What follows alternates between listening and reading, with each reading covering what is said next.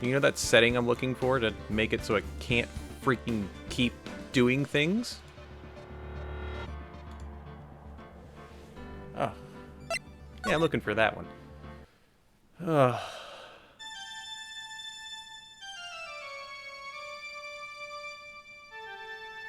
I thought we were in the middle of we're in the middle of something. Why is this? How did I get into this mess? Oh, we're probably... Oh, this is where we came in, I think, the one time. Sokomare! You can't run forever, Mr. Phoenix Wright. Wait. What did I do wrong? Cannot allow you to go on like this. But I'm just a simple defense attorney. Silence! You are no longer worthy of your title. Smash him. Wasn't this the beginning of it? Of the whole chapter? Yeah, I've had this dream before. As if this day was written into my destiny. I was getting a little confused. Today I'll stand in court as a lawyer. Again. To prove a killer innocent. Ooh. That's right. We're needing to do that, aren't we?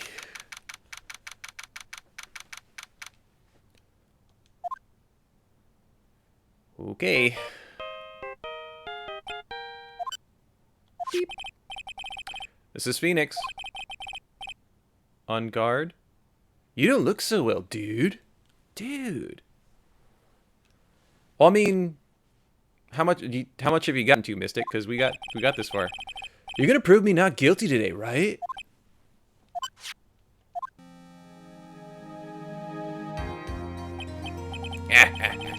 If you please, Mr. Lawyer. Remember, it's not just me. Your precious friend's life is riding on today's verdict, too. Jerk. I actually don't remember his voice. That's how long it's been. Now listen up. You better get on guard a guilty sentence, okay? If you get that creepy slime bag and not guilty, I'll never forgive you, ever. Freaking Maya, man. Phoenix! Mia! Whoa, whoa, whoa, whoa, whoa. How's Maya? I don't know. Wait, you don't know? She hasn't tried to channel me since yesterday. Ew. What am I supposed to do? Well, like I said, for a lawyer, the worst of times are when you have to force your biggest smiles. But you can't give up. There's still some hope left. Stop it, please. There's nothing left. Not here, not anywhere.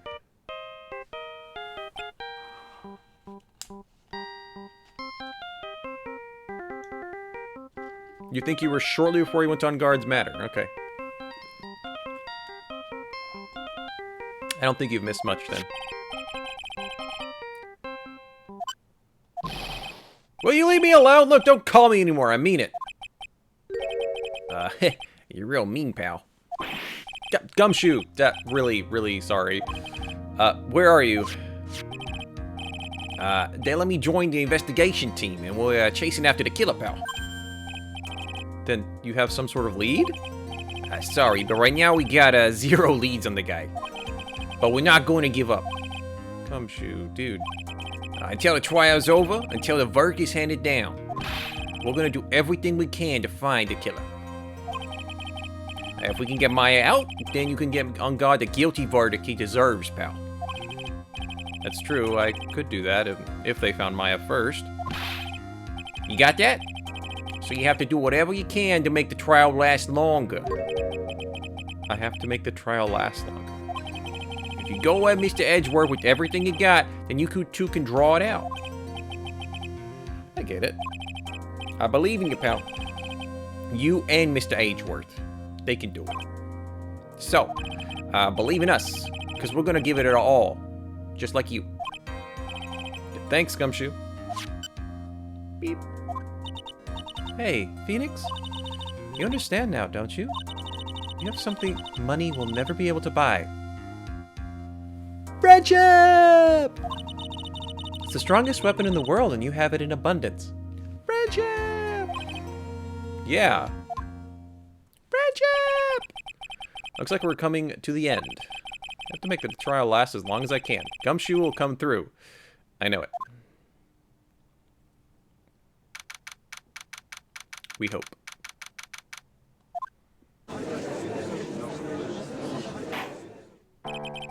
Court is now in session for the trial of Matt Hungard. Defense is ready, Your Honor. The prosecution has been ready for a while, Your Honor.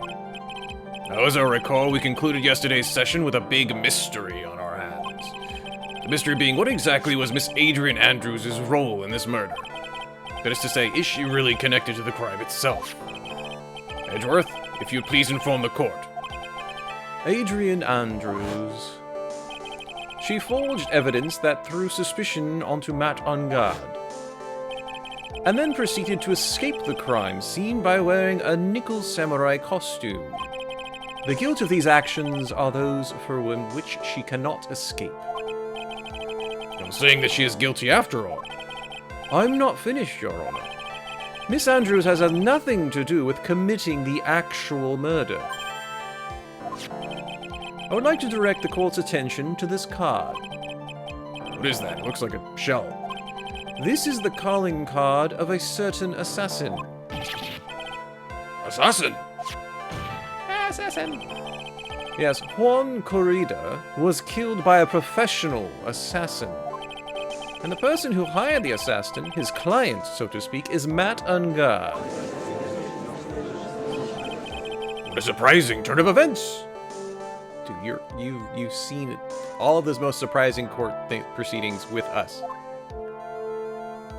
Everything else is kind of boring, by comparison.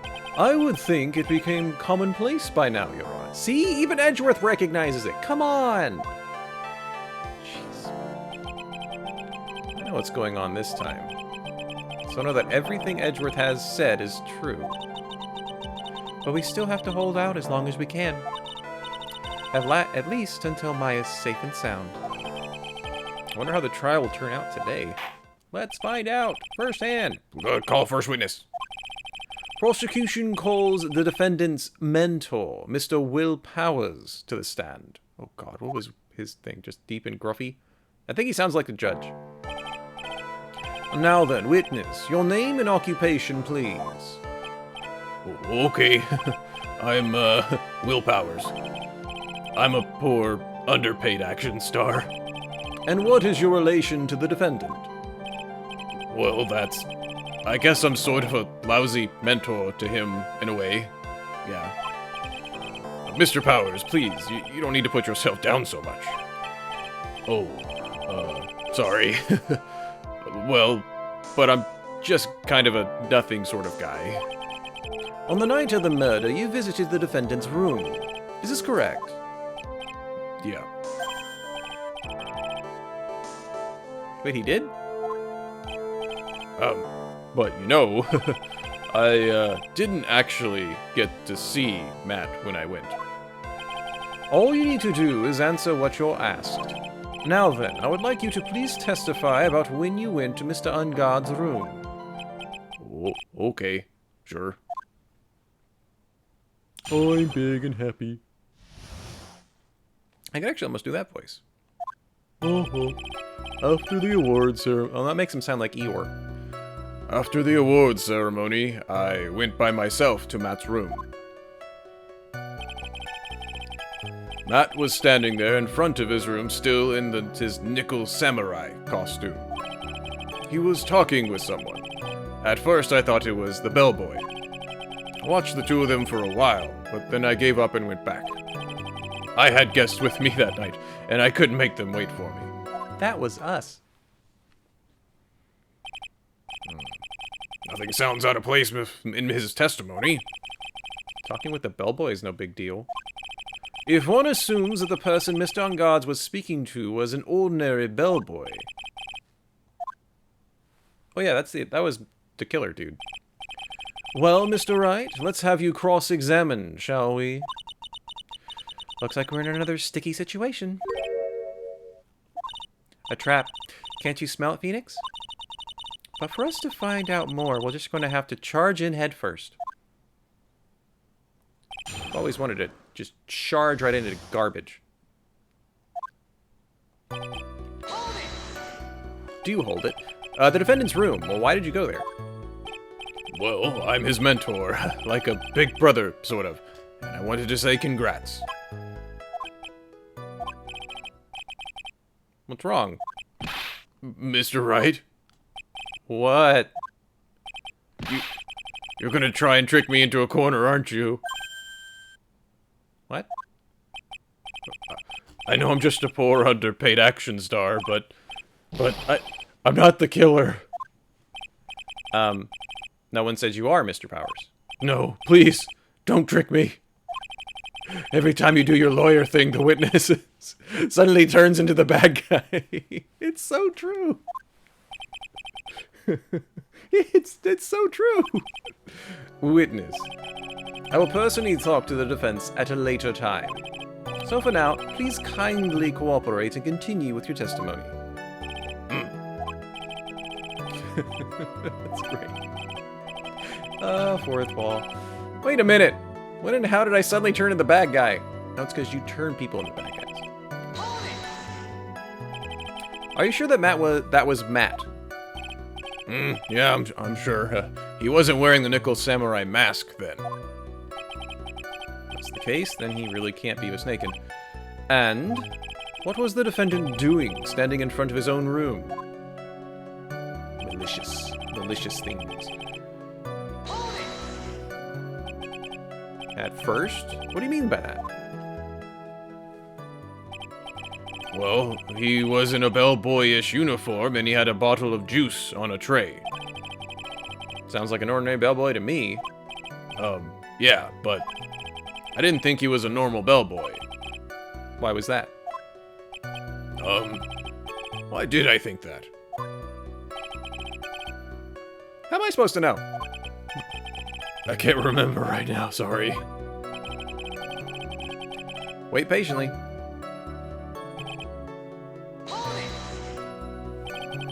You saw the two of them, the bellboy and the defendant, together, correct? Yeah, the bellboy just wanted to say congrats. Now, while you were watching the two of them, did you notice anything strange? You know, I did feel something weird. I think it was because Matt, well, he gave the bellboy a tip. A tip? That's normal. How long did you watch them? Not more than a minute or two, I think. It's probably a really fat tip. So who are these guests you were talking about? You guys, of course. You and Maya and Little Pearl. I thought it'd be really rude since I invited you guys if I disappeared on you. So I went back to my seat pretty soon after seeing Matt. I mean, that's very polite. That's how you treat guests.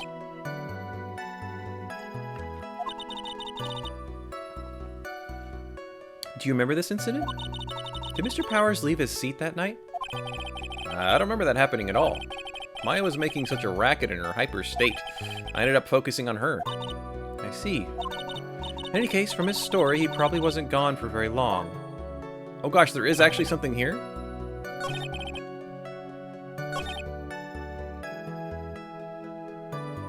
So I'm supposed to have something at a percent? Really?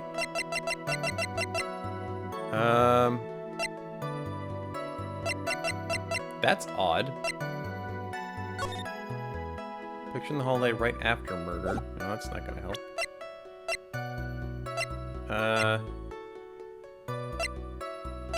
Huh.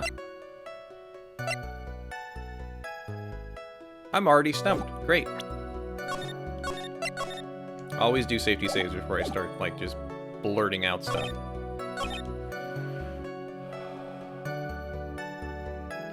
So do I have a picture of the killer? I do. Is it this guy? No. Okay, so it's not a contradiction I'm looking for. And I pressed every statement.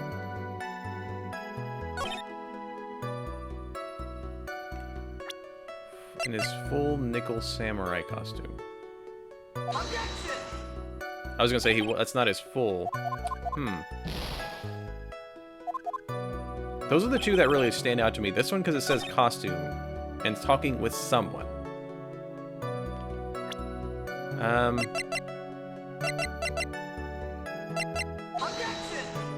say maybe it was this juice? Guess not.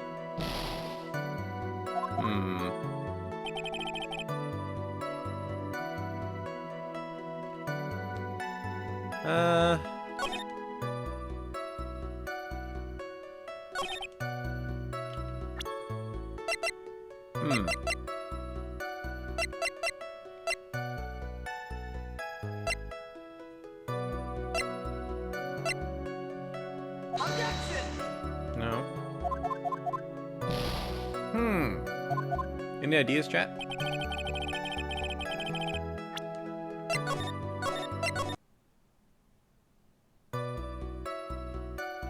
Was talking with someone. I thought it was the bellboy. What happens if we just press everything again? I don't think there's anything new. Don't do your lawyer thing! Which we will do, repeatedly. I'm not really noticing anything that's out of the, that's contradictory. Maya says something about him actually leaving to go there at all. That made it seem like it's definitely not that one. Because it was very clean. At first.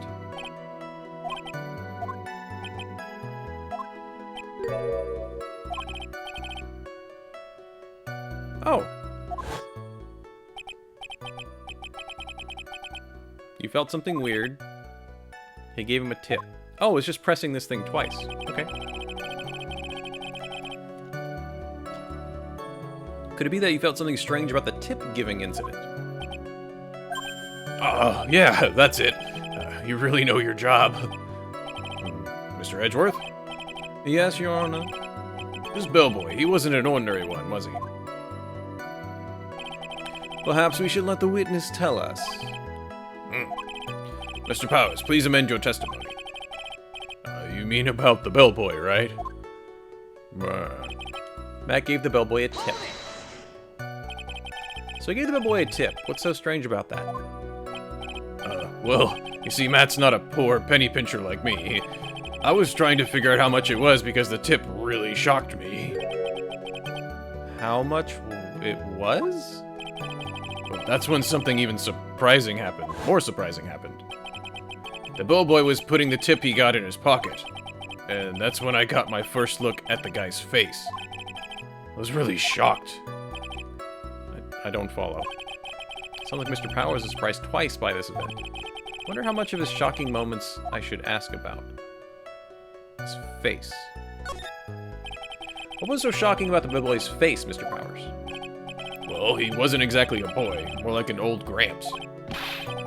I know that discrimination towards old men is a no-no in my court. That's pretty funny. That's not what I meant. In the smack middle of the guy's face, there was a line of stitches. Is he Nicolas Cage? Yeah, and it would strain from the tippy top of his head to the bottom of his chin. Almost like that thread snapped, all the stuff of his head would come spilling out. Ooh. He was there at Ungard's house. He was the butler. What is it, Mr. Wright? Nothing, Your Honor. So that means Ungard was talking with the killer, then. If that fact were to be exposed, Ungard would be declared guilty in a blink. But we can't do that. Play dumb here, pretend you don't know anything. Yes, Chief. Anything you would like to say, Mr. Wright? Uh-huh. Oh, what'd you say, Your Honor? Nothing. We're just going around and around. Going around in circles, yeah, going around in circles.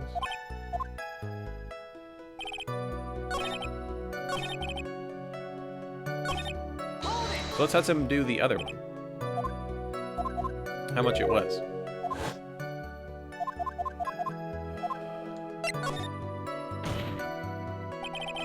The defendant is a huge star. He can afford to give generous chips, wouldn't you agree? Sure. But giving him that much was maybe a little too much, I think. Would you please clarify for the court, about how much would you say the defendant gave the bellboy? Honestly, I don't know. I can't even begin to guess. Why is that? Because he gave the bellboy a really, really fat roll of cash. A roll? A roll.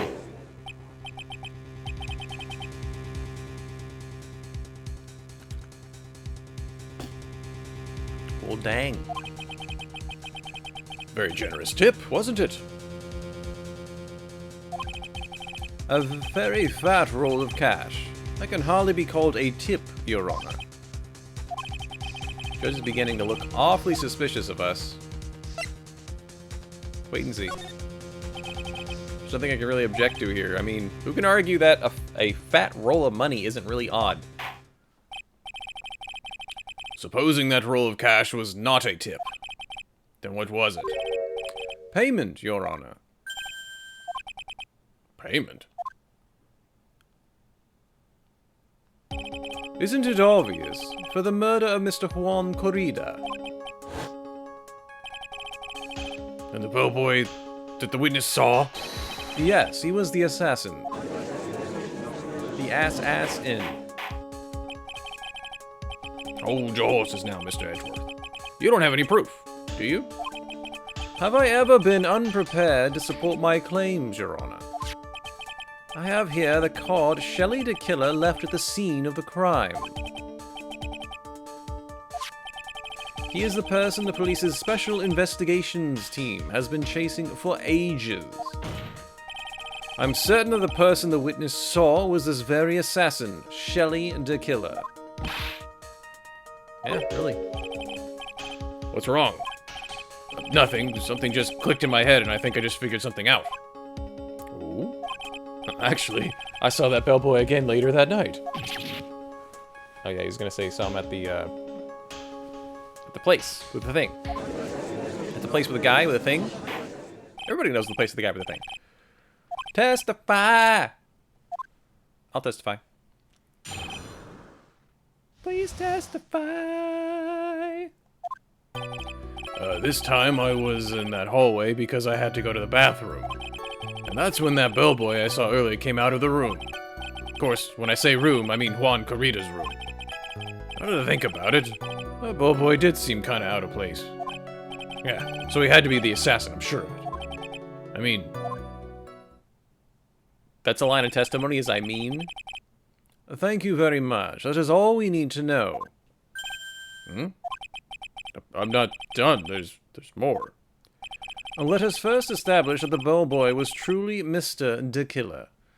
Then we shall see. So the bellboy came out of the victim's room. And if that bellboy really was the assassin, then I think the answer is fairly obvious. That would be correct, Your Honor. Well, Mr. Wright, I believe it's your turn to entertain and make us laugh. Ha ha ha ha. I'm not really laughing. That was a fake joke. Fake laugh.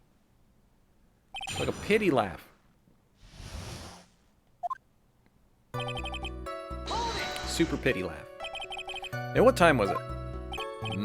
Well, I don't remember. That award ceremony ended around 8, right? And I went to Matt's room pretty soon after that, and then I came back. And then I went to the bathroom.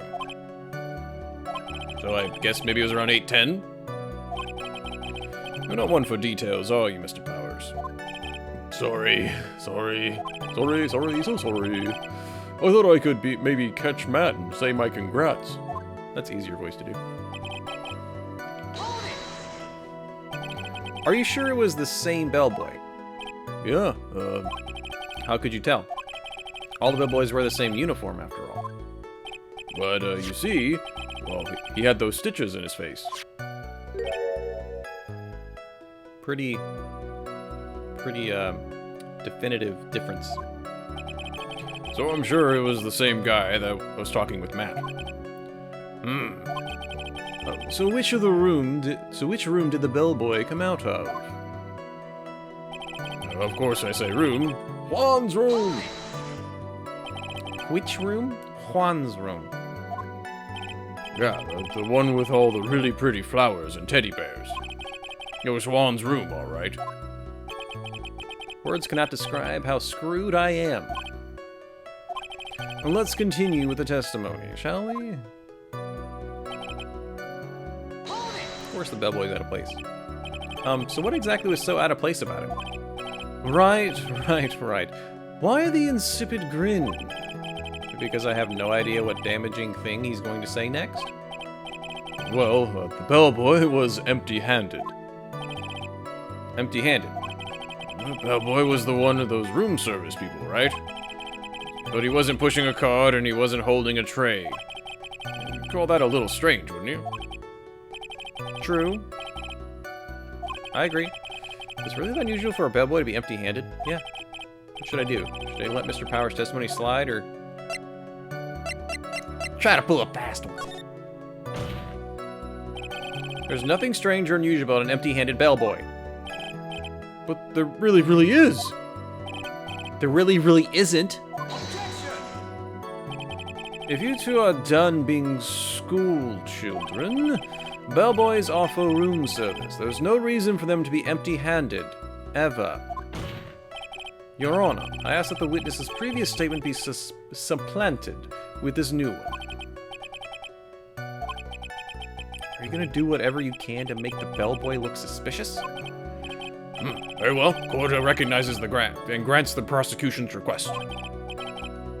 Amend testimony.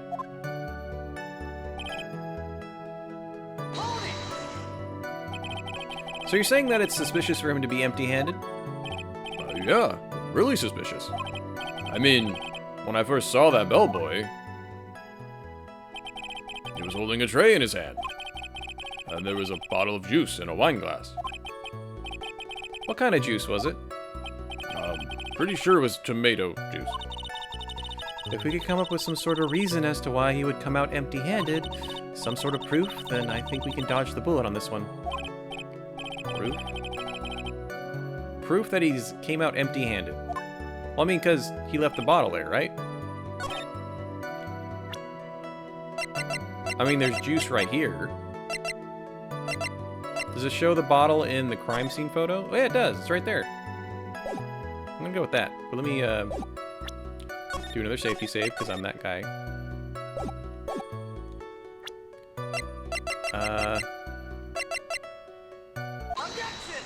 Yeah, because it's right there. Mr. Powers. Yeah? You're easily influenced by other people's words, aren't you? As soon as you heard that the bellboy might have been the killer, you got caught up in believing it must be true. Joy, happy Saturday. But, isn't he really suspicious? He's got all those stitches and... So, a baseball has stitches. Are you saying that all baseballs are suspicious because they have stitches? I'm holding my tongue. Holding my tongue. Don't say anything. Don't do it, Spiff. Nope. What about him being empty-handed? I would like to ask the court to please take a look here. This is the crime scene. There is a wine glass sitting next to Mr. Kurita's body. The liquid inside this glass is tomato juice.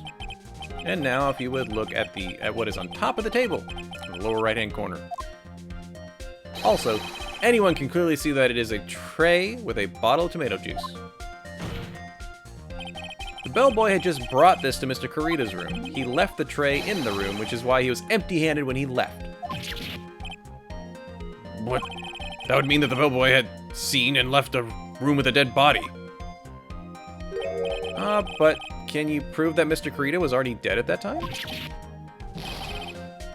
Edgeworth. Yes?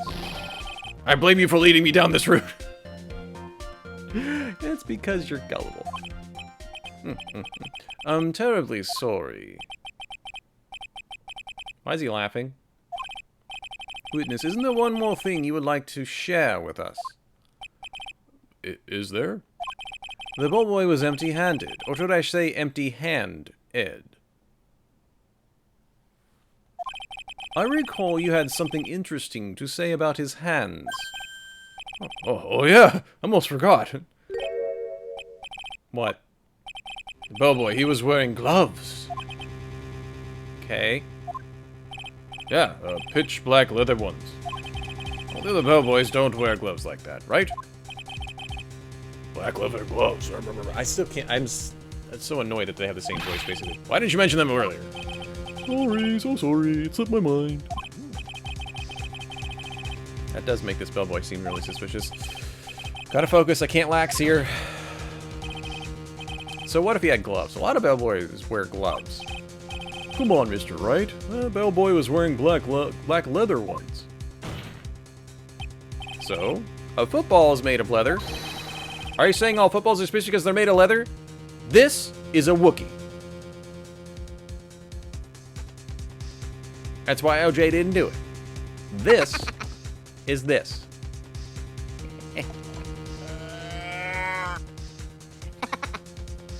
Thank you for the cheer, Joy. That's pretty good timing, too, with the cow. That man, he received a large roll of cash. Then he was seen leaving the crime scene wearing black leather gloves. I don't think that even someone like myself can believe he was just another bellboy. It seems that we have finally come to an understanding. Now then, witness, please continue with the rest of your testimony. The rest? Tell us more. Okay. I gotta make his voice different. After leaving Juan's room, the bellboy went and knocked on Matt's door, just like that. He gave something to the person inside the room. Then the old guy just left, without even going into the room. After that, I went to the bathroom and then back to my seat. That's fine. So the bellboy, after leaving the crime scene, next went to the defendant's room. Yeah. I kinda saw all that by accident. I'd say you saw too much. And all of it was suspicious to high heaven. I think it's safe to say that we can no longer consider this bellboy to be normal. Now then, let's get started, shall we? Right, your cross-examination. Yes, Your Honor.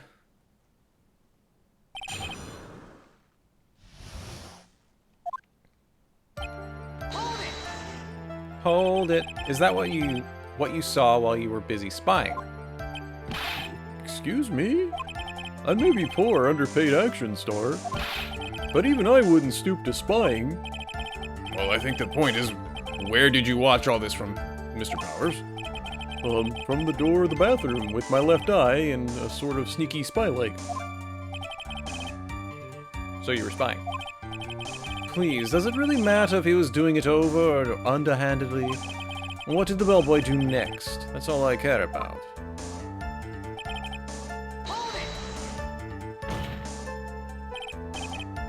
Said hold it. Okay. That's better. Ahem. What kind of statement is that? Please elaborate and give us a few more details. Oh, okay. Probably ask him one question at a time. Was this something? He gave something to this person? Yeah. What was this something? If I remembered what it was, I wouldn't be calling it something, would I? But this implies that something was removed from the scene of the crime. Are you sure you really can't remember, Mr. Powers?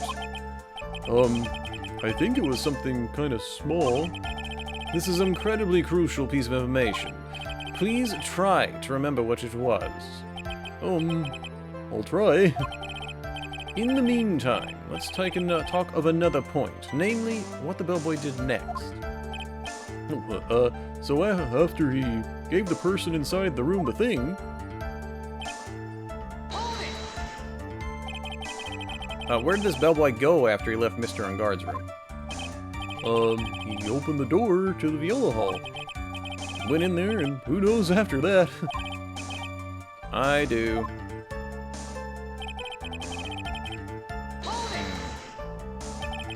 Did you see anything strange, suspicious, or just out of the ordinary at that time? Oh yeah, I saw that one thing. What else? Oh, there was this jittery alien with a ray gun. Oh, bag. It was watching Juan's door like some sort of stalker. I think we can forget about the alien. Well, Mr. Powers' testimony was just as vague as his first. Okay, let's press him on that, what, second or third to last one where we have choices?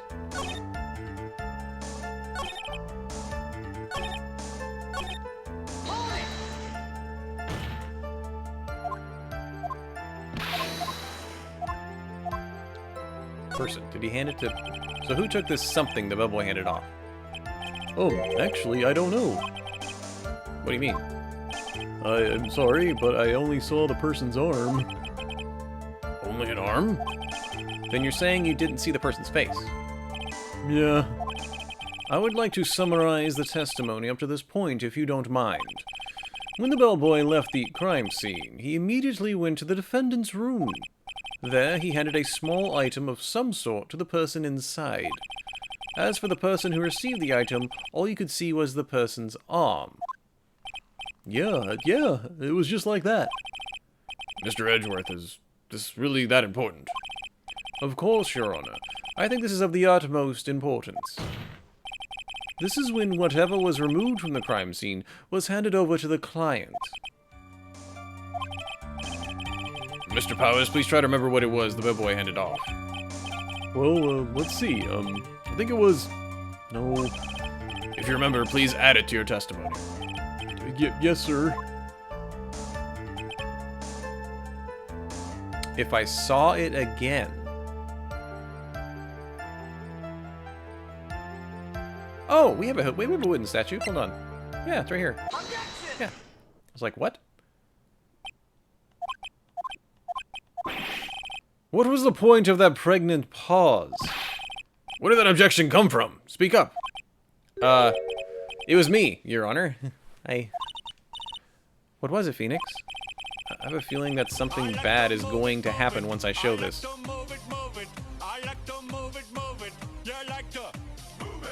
Wit, happy Saturday. Mr. Wright, if you have something to say, please spit it out. Yes, Your Honor. It's okay, Phoenix. Take a deep breath. Mr. Powers. The something you saw? Was it this thing?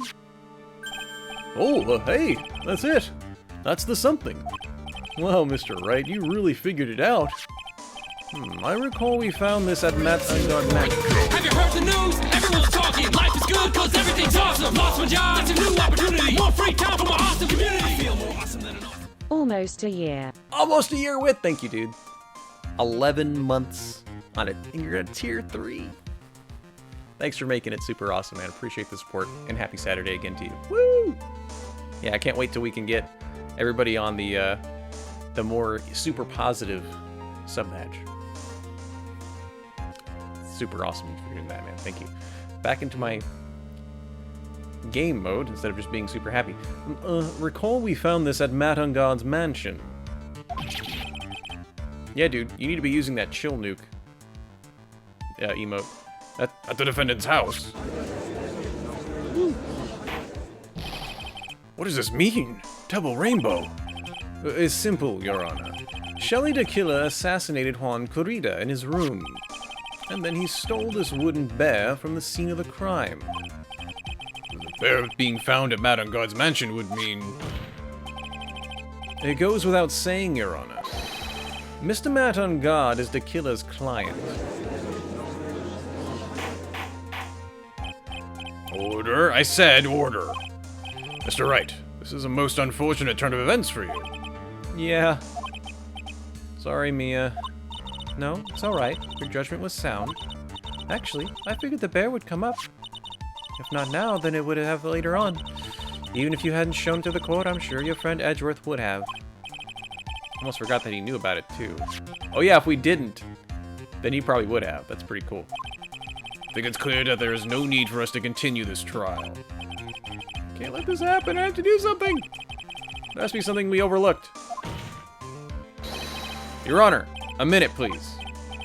Yes, Mr. Wright?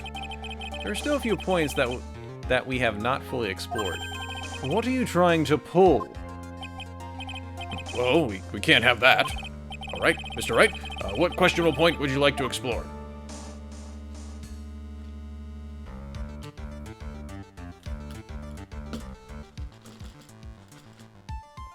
I'm gonna say it's not his testimony. We don't like his testimony very much. It's either the bear or the person. Now, we are assuming...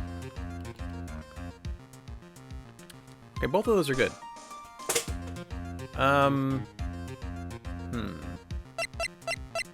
Like what's inside the bear, or the person who received it. I'm gonna go more... The more mystery is the bear. Why did he need the bear? I think it's fairly obvious that this bear itself is very questionable. The bear, Mr. Wright? This was found at Mr. Ungard's mansion.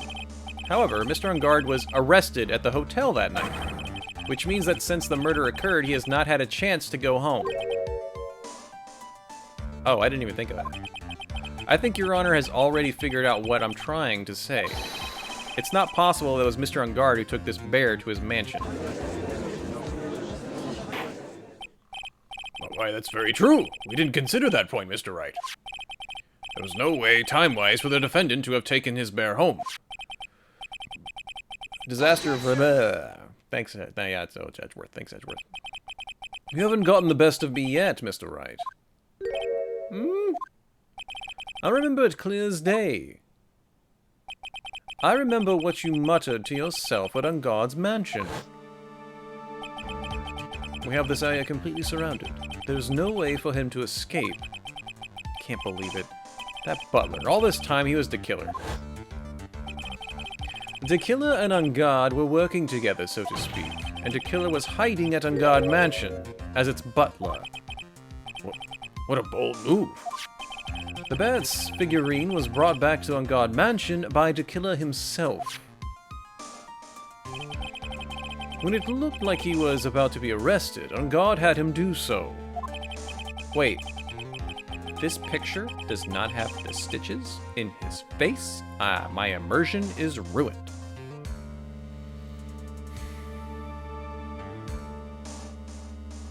We have enough of his profile to see where the stitches should go, and they're not there.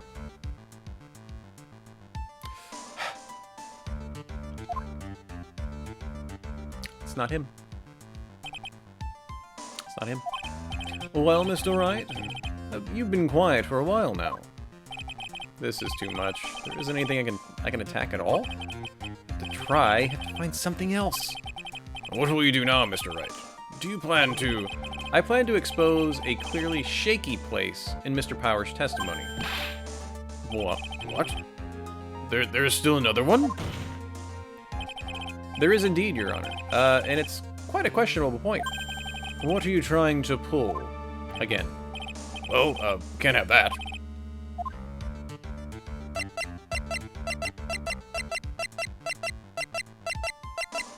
So we're saying it's the testimony, but I thought that... Okay, so I don't think we can get something wrong here, is how this game is sounding, or how it's seeming. I want it the middle one. We're drawing out the trial. There was one thing in Mr. Power's testimony that was very unclear, and that is the identity of the person who received the bear. Fantasia, happy Saturday.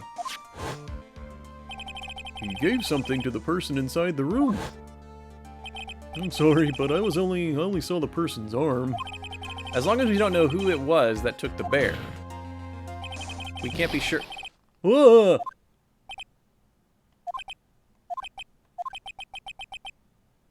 Are you sneezing? What is it, Mr. Powers? If you're gonna scream like that, at least then give us a good reason why. Oh, yeah, sorry. Actually, so I remembered. I remembered who took the bear. Really? I mean, I only saw his arm, but the arm. It was the Nickel Samurai's arm, I swear it. You have got to be kidding me. Are you sure of that, Mr. Powers? Yeah, I'm sure it was the Nickel Samurai. Dude, he even stands like... It looks like you've dug your own grave yet again. How many times is that today? Lost count. So the person who took this little bear was the Nickel Samurai. And as we all know, Matt Ungard is the Nickel Samurai. Thanks to the defense, we've made this all the clearer. Think we've heard enough. We know why this bear figurine was at the defendant's mansion.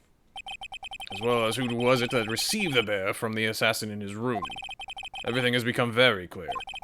The client who hired the assassin to commit the murder was Matt Ungard. I see no reason for this trial to continue. Therefore, I will now hand down my verdict. Thank you, Your Honor, for your understanding. You see, Mr. Wright? You could not win against the truth, could you? I knew it would turn out this way. After all, what Edgeworth stated is the truth. Any last objections, Mr. Wright?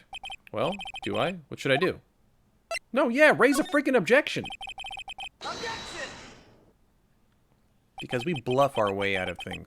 Easily. There's only one way for me to drag this trial out. The only thing I have left is this one dirty trick. I don't even like the dirty tricks, Your Honor. Right now, we have these 2 reasons to believe my client is the assassin's client. Reason number 1. He accepted the bear figurine from the assassin. Reason number 2.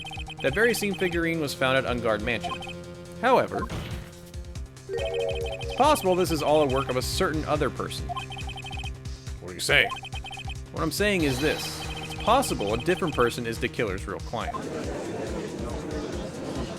Are we gonna have to be rude to Adrian to make this last longer? Yeah. Is this all you have? Mr. Wright, let's hear your theory. Who do you say is the killer's real client, and therefore the real murderer? Do I have to do... It's Mr. Powers! Ha ha ha! No.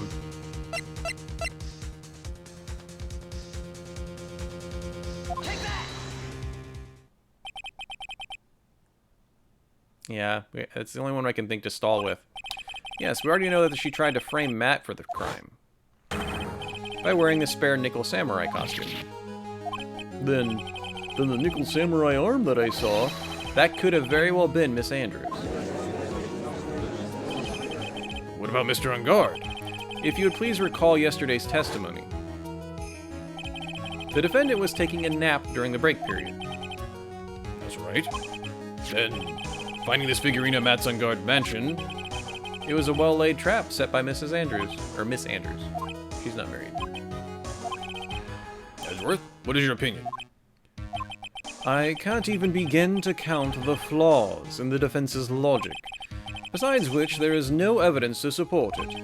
However, I can't fully discount its possibility either. What's with this trial? Come on, anyone can tell Ungard did it.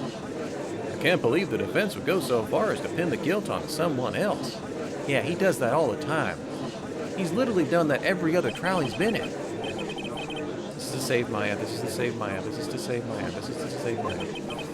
Even if the whole world turns against me, this is the one fight I can't give up on.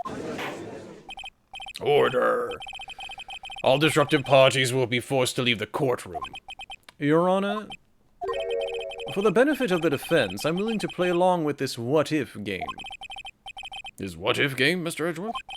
The prosecution is prepared to challenge the defense's theory. Mr. Wright, even you must have thought it strange and wondered, why would the criminal want this little wooden bear? It crossed my mind.